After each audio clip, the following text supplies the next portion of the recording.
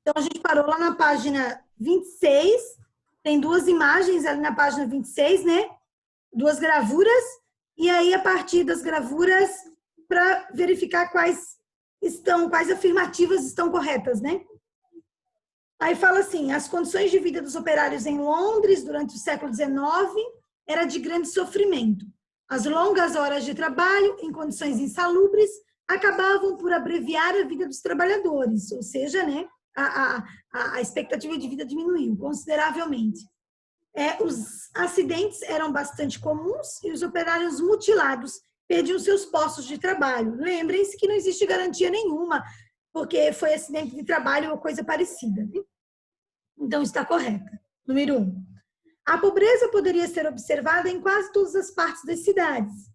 Porém, era nos bairros localizados próximo aos complexos fabris que ela era vista em sua dura realidade. As casas geminadas eram apertadas e quase não recebiam luz solar. Tampouco tinham ventilação. As condições precárias, e o filme lá do Charlie Chaplin também demonstra isso, acho que de forma bem veemente, né? As condições, né? Ele faz uma crítica, obviamente, usando humor ali, é uma sátira, mas ele consegue, que a gente consegue vislumbrar as condições de vida dos próprios trabalhadores que moravam próximos às fábricas, mas em precárias condições também, né? Então, também está certa. E 3, o aumento da população miserável que vivia pelas ruas das cidades, como uma das consequências da Revolução Industrial, sim. Até porque, se a gente tem um grande êxodo rural, a gente pensa lá no êxodo rural, a saída do homem do campo para a cidade, a gente lembra que a cidade não dá conta. Né? Esse êxodo rural é muito grande, então a cidade não dá conta de conseguir equalizar e nem ter emprego para todo mundo. Então vai ter uma parcela aí massiva que vai estar desempregada, também que vai gerar marginalização, certo? Então, todas as alternativas estão corretas. E a gente vai lá para a hora do estudo. Né? O objetivo era corrigir a hora do estudo, mas as questões eram importantes, por isso que a prof voltou. Tá? Então, hora do estudo, página 28, 29 e 30, para a gente encerrar esta unidade. Então, olha lá. A número 1 era para elaborar um texto, né? Elaborando um texto ali, explicando que contingências históricas permitiram que a Inglaterra fosse a pioneira na Revolução Industrial, ou seja, o que fez com que a Inglaterra fosse pioneira na Revolução Industrial a partir de 1750. A gente tem que lembrar que a Inglaterra vivia um sistema parlamentarista, certo? Tinha passado pela Revolução Gloriosa, e a Revolução Gloriosa cria os direitos ali, né? A Declaração de Direitos, a Bill of Rights. Bill of Rights, então, é a Declaração de Direitos feitas a partir da Revolução Gloriosa, e aí faz com que a Inglaterra passe de uma monarquia absolutista para uma monarquia parlamentarista, né? Então, esse é uma das situações. A Revolução Puritana também, né? Lembrem-se do Oliver Cromwell, ele assina um documento que permite que tudo que chegue à Inglaterra ou saia da Inglaterra seja através de embarcações inglesas, ou seja, fortalece a marinha inglesa, então é muito importante esse expansionismo marítimo da Inglaterra. Então, revolução parlamentarismo, revolução puritana, expansionismo marítimo, nesse domínio do mar, essa questão de produtos que saem e entram na Inglaterra somente com embarcação marítima, o acúmulo de capital que a Inglaterra vai ter, a quantidade de matérias-primas, principalmente ferro e carvão, tá? Fez com que, então, a Inglaterra fosse o berço da Revolução Industrial. Outra questão é a lei de cercamento de terras, que contribui muito para isso também, né?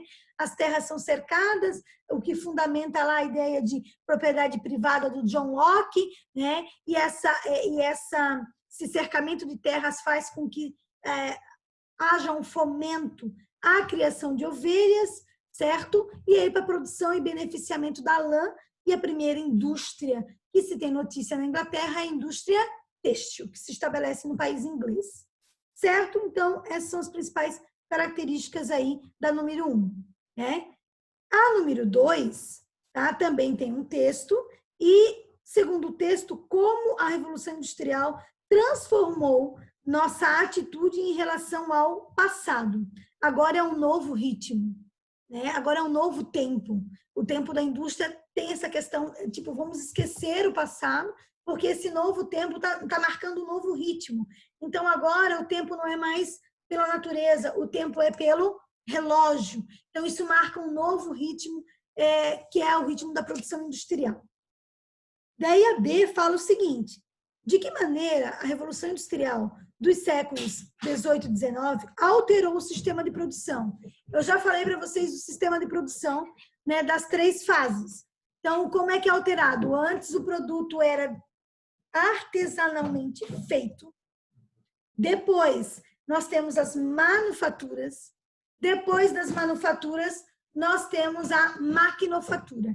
Então, essas são as etapas, certo? Ali, de alteração do sistema de produtividade. Então, a Revolução Industrial, ela é muito importante porque ela altera totalmente o sistema de produção, certo? E ela estabelece o capitalismo como sistema econômico vigente.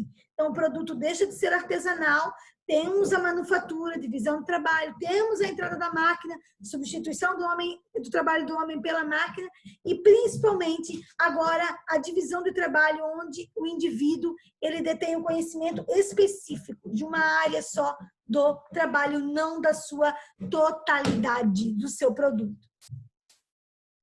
E, certo, gente? Alguma pergunta? Não. Não, nenhuma pergunta, gente. Gente, vamos lá, gente. Vamos voltar aqui a nossa correção. Número 3, tá? Ali na página 28, tem um processo ali histórico de transição do modelo produtivo, denominado Revolução Industrial, analisa as afirmativas. Quais estão corretas também. O movimento iniciado na Inglaterra durante a segunda metade do século XVIII trouxe grandes mudanças na vida do trabalho das pessoas em várias partes do mundo? Sim, né? A Revolução Industrial gerou um grande aumento na produção de vários tipos de bens. Parte desse aumento resultou na introdução de máquinas automáticas e no desenvolvimento das fábricas? Sim, também. A introdução das máquinas automáticas nas indústrias têxteis da Inglaterra, fato que ocorreu entre 1750 e 1800, assinalou o início da fábrica moderna? Sim, que é a primeira indústria, a indústria têxtil. E quarta, a Revolução Industrial não poderia ter sido desenvolvido sem carvão e o ferro? Está correto também, que é por conta dessas matérias-primas, carvão e ferro, que a Inglaterra é a pioneira na Revolução Industrial. O carvão fornecia energia para acionar as máquinas a vapor e era necessária a fabricação do ferro. O ferro era usado para aperfeiçoar as máquinas. Correto. É alternativa A. Todas estão corretas. A número 4, nós temos ali também para ver quais estão corretas. A primeira, o processo histórico de substituição do modelo de produção artesanal, natural, manual, pelo emprego de máquinas caracteriza a Revolução Industrial? Sim. Tá? Número 2, a Revolução Industrial se originou inicialmente na Inglaterra, país que tinha matéria-prima e mão de obra abundantes? Sim. Mão de obra abundante por conta do êxodo rural, cercamento de terras. Tá? E aí, como tinha muita mão de obra, claro que o valor é a lei da oferta e procura. O Karl Marx fala isso também, dessa procura, tá? Então, tinha muita oferta, né, tinha muita procura de trabalho e pouca oferta de trabalho. Automaticamente, o salário acaba baixando. E a 3, a Revolução Industrial teve início no século XVI? Não, tá? É século XVIII, a partir de 1750. Apenas as afirmativas 1 e 2 estão corretas. É a alternativa D, de Deus. Vamos lá. Aí, número 5, tem uma imagem. E qual está correta? O que vocês colocaram aí no número 5? Me digam. Quem fez? Alguém que fez? O que colocou? Ninguém fez aí, gente? O que vocês colocaram? Eu botei a letra E. Eu também, aí. Tá certinho, Também. Lucas. Fran, quem colocou a letra E, correto, tá? É a letra E, a alternativa correta, né? Com base na imagem, qual a alternativa correta?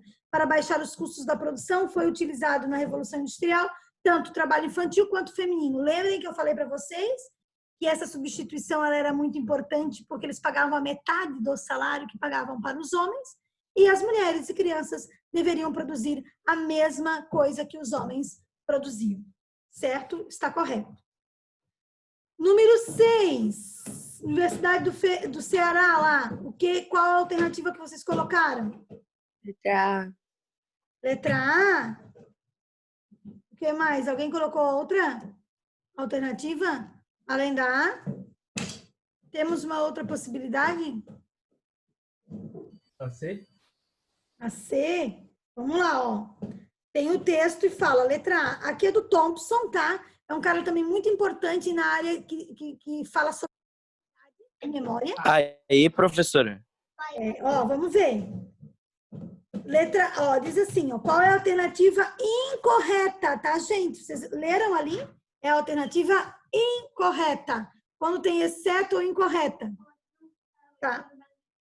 Sim. Então é a D, né? Então é a D. Muito bem, Lucas. É a letra D, porque é a alternativa incorreta. Certo? É a letra D. Pode-se concluir que, apesar do rígido controle imposto aos trabalhadores na linha de produção, eles acabaram adquirindo maior autonomia em relação à realização e divisão de tarefas e o ritmo de produção. Eles não têm autonomia nenhuma. Tá? Eles têm perda de autonomia, eles não têm ganho de autonomia. Tá? Então, a única alternativa correta é a alternativa D. Então, a gente tem que prestar atenção ali no direcionamento da questão, no que ela está pedindo. Vamos lá. 7. Entre as consequências da primeira Revolução Industrial. Primeira, restrita à Inglaterra, certo? Nas várias regiões do mundo encontra-se. Tá? Qual a alternativa correta?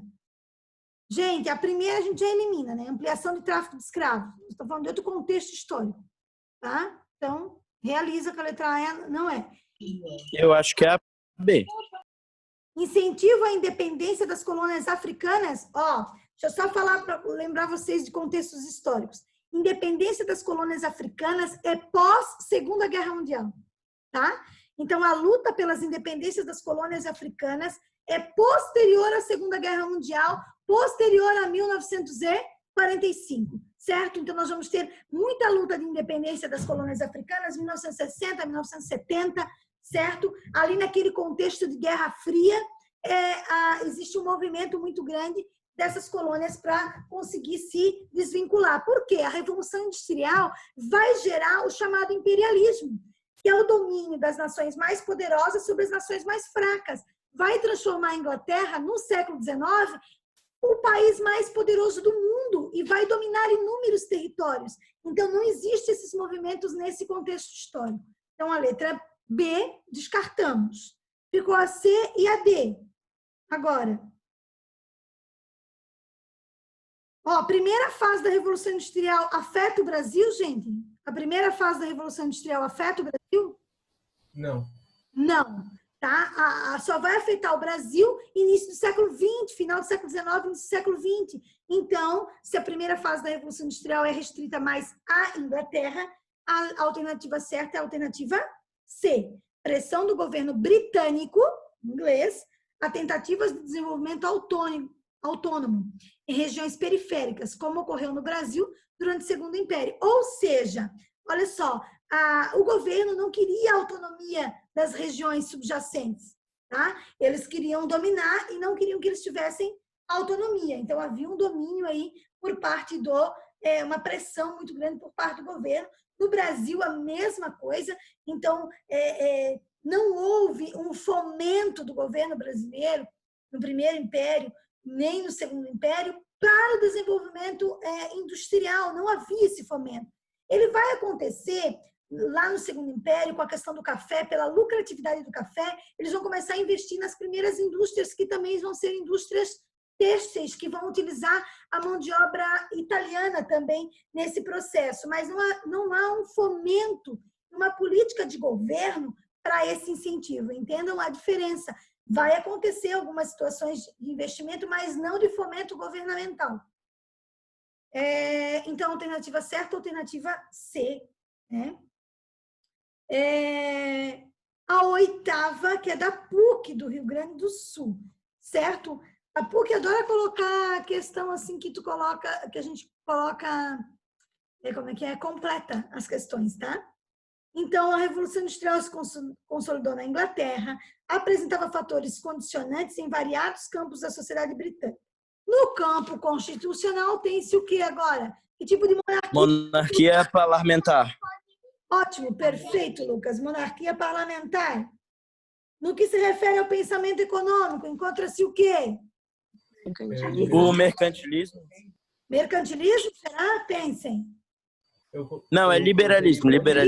Isso mesmo, já pensou, já percebeu, né? Gente, mercantilismo século XVI, XVII. Lembra do iluminismo? O iluminismo século XVIII, combate o quê? Mercantilismo. E o que o iluminismo traz? Liberalismo. Menos intervenção do Estado na economia, mais poder para as indústrias capitalistas. Então, o novo sistema que vai se estabelecer, que vai se consolidar, é o liberalismo lá de Adam Smith, que a gente já falou lá no século XVIII. Muito bem, liberalismo. No plano ético, fundamentação religiosa, cita-se o quê? Protestantismo. Isso mesmo, protestantismo. Tem um livro, eu tenho aqui na minha biblioteca, mas eu tenho que achar onde ele está. Já achei, peraí, vou pegar para você. Já vi. Esse livro aqui é A Ética Protestante e o Espírito do Capitalismo, tá? De um autor chamado Max Weber. Se vocês não ouviram falar dele, vão ouvir, porque a Carla vai falar pra caramba dele ainda, tá? Se já não falou do Max Weber.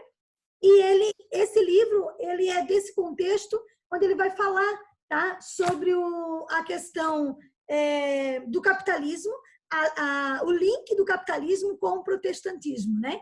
Então, lembra do discurso da Igreja Católica, lá na Revolução Protestante, e aí ele vai falar, vai fazer esse link. O livro é maravilhoso, é muito bacana mesmo, certo? E vai fazer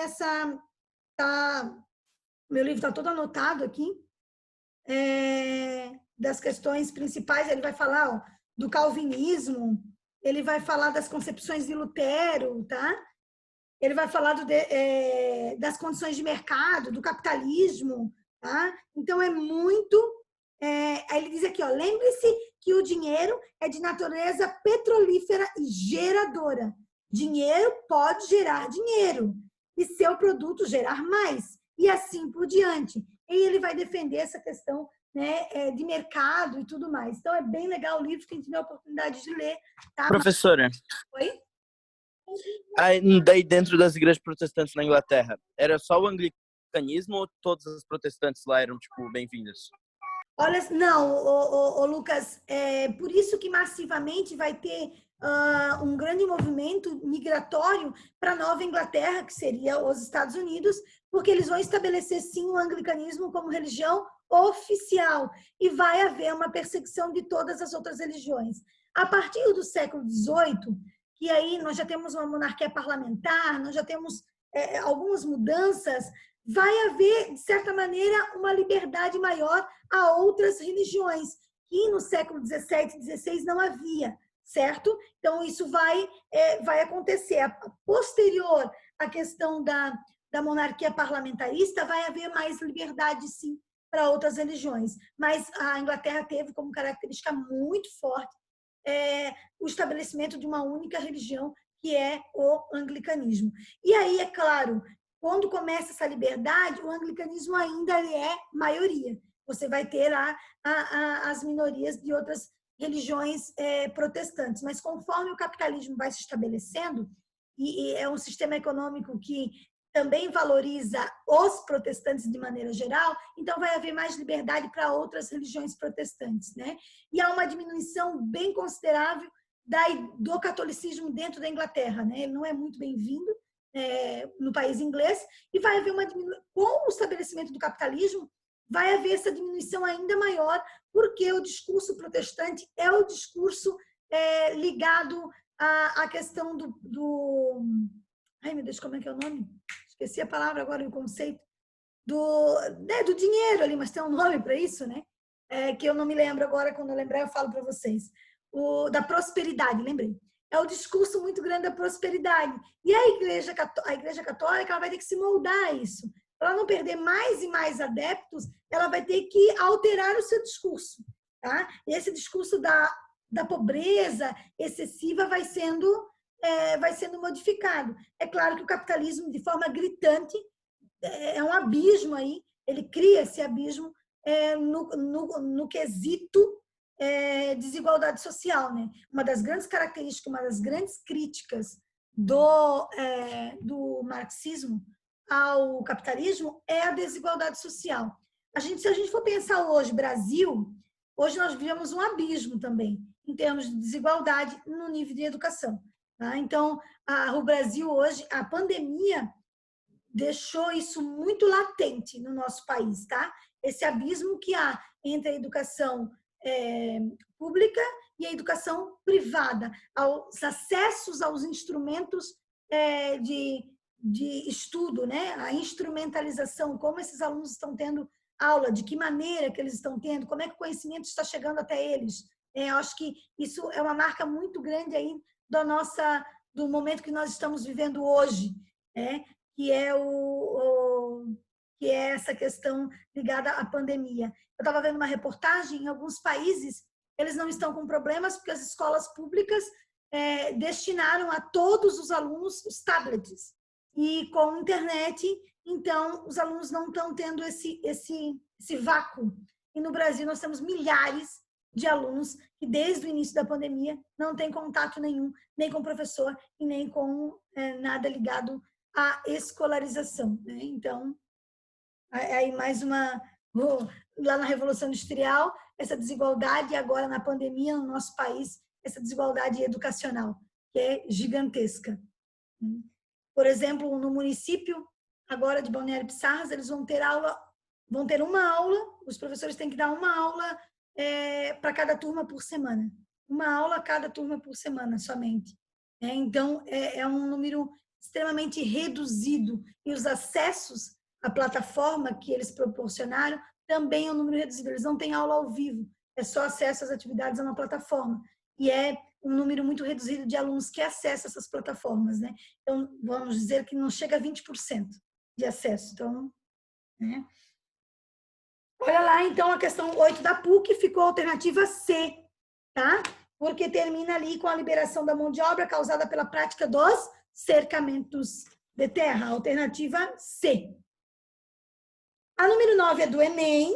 Lembrem-se, questão do Enem sempre tem um texto de interpretação, certo? O que vocês colocaram ali na questão do Enem? Qual a alternativa que vocês colocaram? Alguém?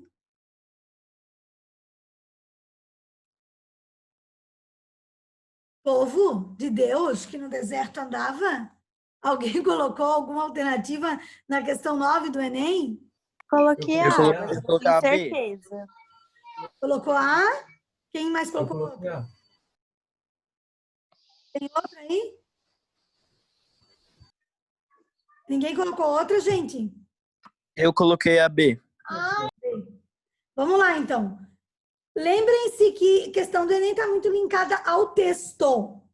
Uma das formas da gente fazer resolver as questões é ler primeiro o que está sendo pedido, para daí a gente ir para o texto. Então, qual é o pedido aqui da questão? Qual é a informação? Qual é o direcionamento da questão?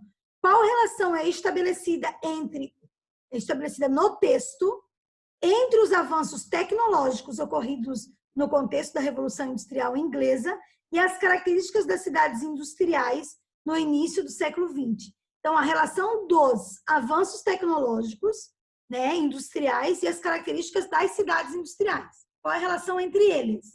Aí o texto fala, a Inglaterra pedia lucros e recebia lucros. Tudo se transformava em lucro. As cidades tinham sua sujeira lucrativa. suas favelas lucrativas, sua fumaça lucrativa, sua desordem lucrativa, sua ignorância lucrativa, seu desespero lucrativo. Ignorância porque não havia escolarização. As crianças estavam trabalhando, tá? Fumaça é o impacto ambiental, né? Favela por conta do crescimento desordenado das cidades, as precárias condições. Falta de higiene e tudo mais ali na questão da sujeira, né? As novas fábricas, os novos altos fornos eram como as pirâmides, mostrando mais a escravização do homem que o seu poder, ou seja, da exploração do trabalhador. Vamos lá agora. Letra A. A facilidade em se estabelecer relações lucrativas transformava as cidades em espaços privilegiados. Hashtag não. Cidade é um espaço para livre iniciativa, era um espaço privilegiado, todo mundo tinha livre iniciativa. Lembra que havia até uma pressão do governo? Então, essa esquece. B.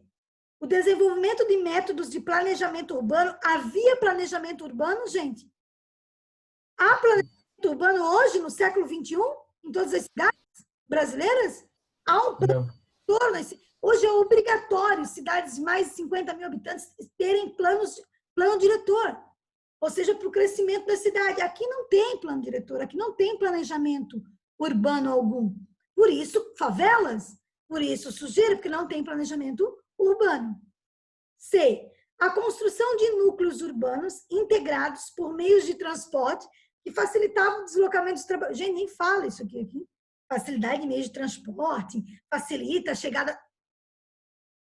Aí, D. A grandiosidade dos prédios onde se localizavam as fábricas revelava os avanços da engenharia. Está falando alguma coisa disso aqui no texto, gente?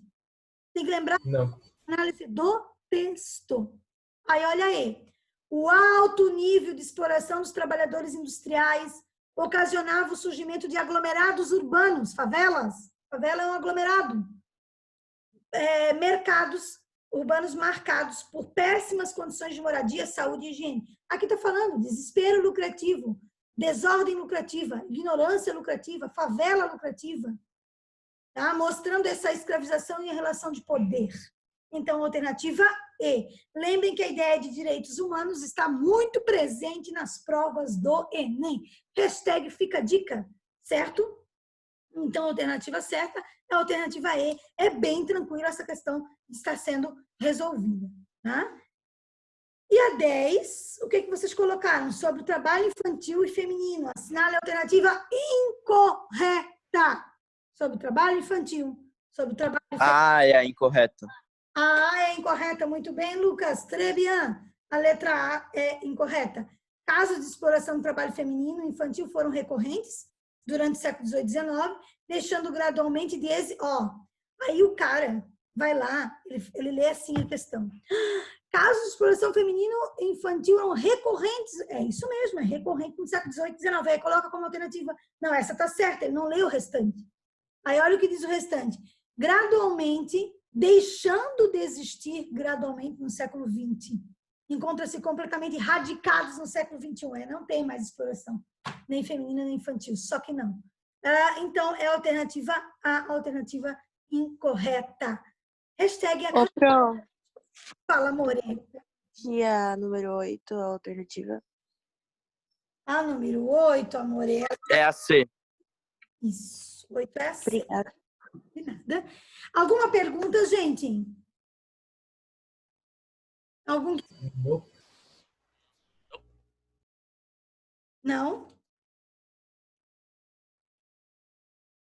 Nada, gente?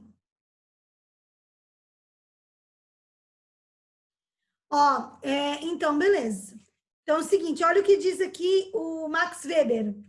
O capitalismo pode, eventualmente, se identificar com a restrição, ou pelo menos com a moderação racional, desse impulso irracional. O capitalismo, porém, identifica-se com a busca do lucro sempre renovado, por meio da empresa permanente, capitalista e racional.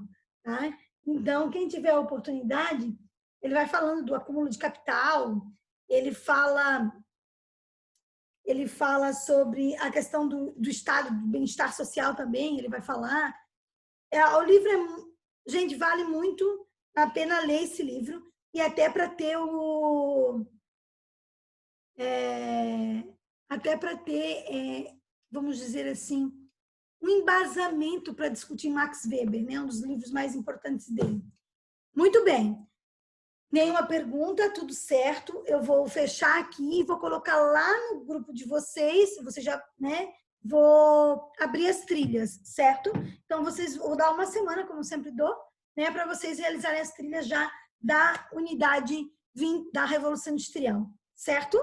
Então, lembrem-se, hashtag fica a dica. Tem o trabalho do filme, quem não me enviou ainda por e-mail, envie-me, sabe? Porque eu vou colocar lá a notinha no sistema e depois não vai dar para você entregar até o final do bimestre. Então, gente, façam atividade, já enviem e nós vamos fazer, então, e realizar as trilhas até semana que vem. Na semana que vem, a gente vai falar de revoluções burguesas, que é a Revolução Inglesa e a Revolução Francesa, para depois falarmos só de Brasil. Certo? Muito obrigada para quem ficou comigo até agora. Beijinhos, corações para vocês, tá? Final de semana maravilhoso. Se cuidem, né? E descansem, certo?